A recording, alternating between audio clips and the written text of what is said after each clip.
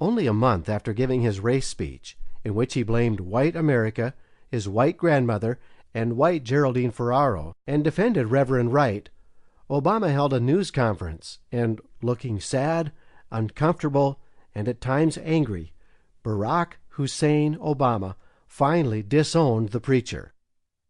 Oh yeah, the reason he dumped on Wright had nothing to do with Wright's racist and hate America views. It was Obama's slide in the ratings. Late in the campaign, Obama appeared on ABC's Sunday morning show with former Clinton advisor George Stephanopoulos. You're absolutely right that John McCain has not talked about my Muslim faith, my Muslim faith, my Muslim faith, my Muslim faith, and you're absolutely right that that has not come my Christian faith. Did you see how quick the former Democratic strategist was in correcting Obama? But seriously, think about it for a minute. Common sense tells you he could never have said the words, my Muslim faith, unless it was an essential part of his identity. If you're a Christian, would you be able to substitute the word Muslim for the word Christian?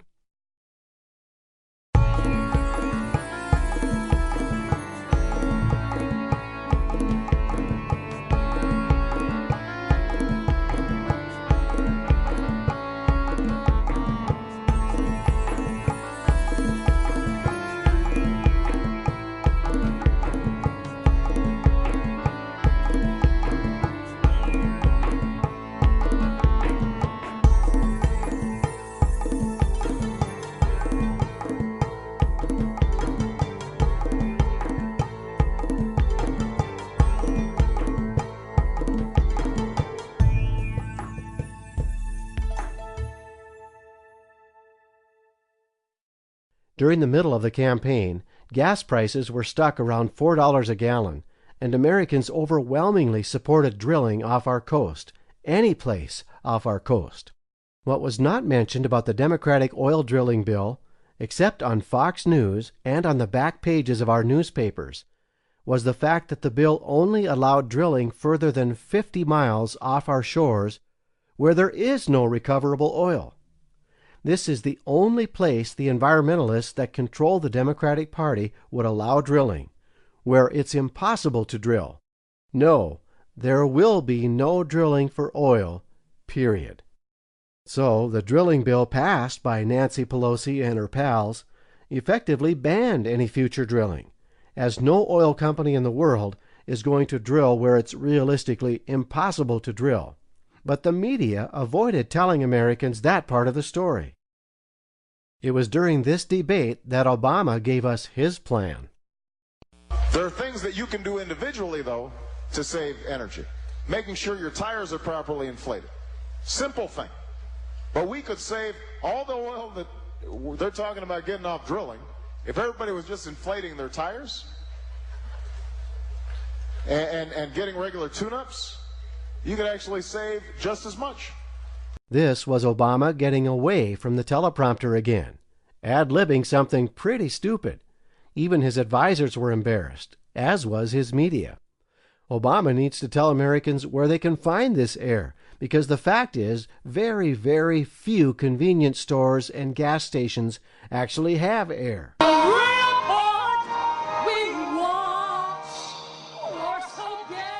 We are familiar with his belief that wearing the American flag lapel pin is, as Barack called it, a cheap show of patriotism. It turns out that not wearing a lapel pin is not the only way Barack Hussein Obama chooses to show he's a different kind of Democrat, as this video from Iowa clearly demonstrates. I would imagine New Mexico Governor Bill Richardson felt a little awkward standing next to Barack. It didn't look like Hillary needed much peripheral vision to see what Obama was doing either. On down the line they stood, hand over heart. Ruth Harkin, Senator Tom Harkin, Senator Chris Dodd, former Senator John Edwards, and Senator Joe Biden, all of them doing what you need to do, especially if you want to be President of the United States. Think about it. The American media is totally silent about a presidential candidate who does not believe in saluting the flag. What's next? Banning the flag because it might offend illegal immigrants? Only people living in caves have not seen the video of President Bush trying to open a locked door after leaving a news conference in Beijing, China in 2005. It has been used dozens of times by the Leno Letterman Daily crowd, and of course NBC, ABC, CBS, and CNN couldn't resist a chance to embarrass the Republican president and broadcast it in prime time on their evening newscast. The locked door bit will continue to be used by comedians forever. In Bush's defense, who wouldn't have tried the door and not the wall behind the stage? One was a door. The other looked like a wall. 9 days after his January 20th inauguration, Obama walked face first into a glass window while trying to enter the Oval Office. He apparently thought the large window was a door, but after a few embarrassing seconds and not finding any door handles, he moved on to the real door about 15 feet to the right. The Obama door incident occurred just a week before this script went to print, so we added it here, and for good reason. It's an example of things our corrupt media and one-sided comedians won't tell you about or show you during his 4-year term. Only one newspaper in America, the New York Daily News, carried the Obama story and picture, while the mainstream television networks once again closed their eyes to an Obama blunder. It wasn't Bush's fault the door was locked, but it was Obama's fault he walked into a window. Remember, the news can make anyone look like an idiot, but they have to want to make that person look like an idiot. If Bush had walked into this glass window, you got instant evening news and instant late-night comedy bits. In Obama, we do have an actual real live idiot, but we've been led to believe he's a genius. So, as with all other dim-witted things Obama did or said, this one will forever remain hidden from the public.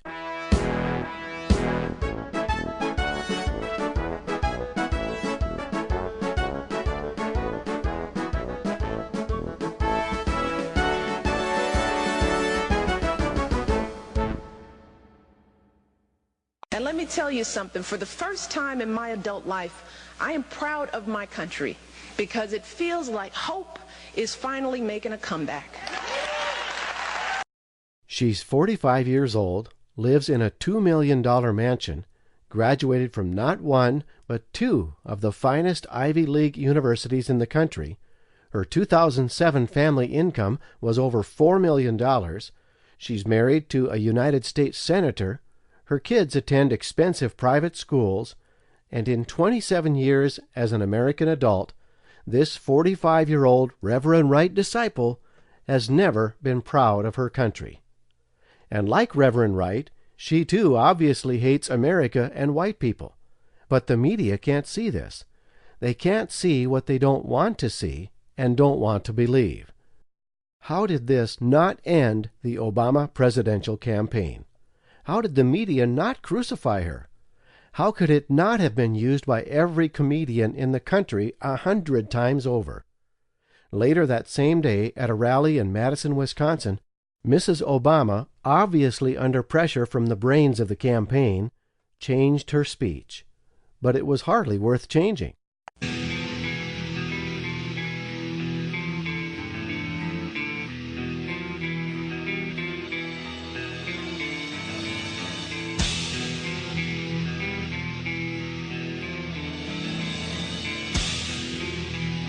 Let me tell you something, for the first time in my adult lifetime, I'm really proud of my country.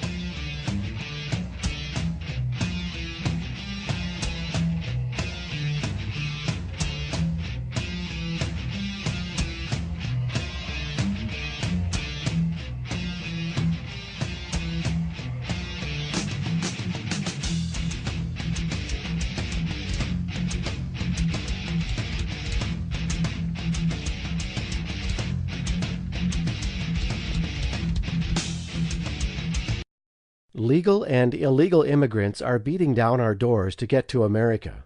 They risk their lives floating on a raft across 90 miles of shark-infested water to get here from Cuba. They die while walking across the Mexican desert. 1.2 million young American soldiers have given their lives to save the world from brutal dictators and mass murderers. Somebody needs to get this woman a history book, quick. She's a disgrace.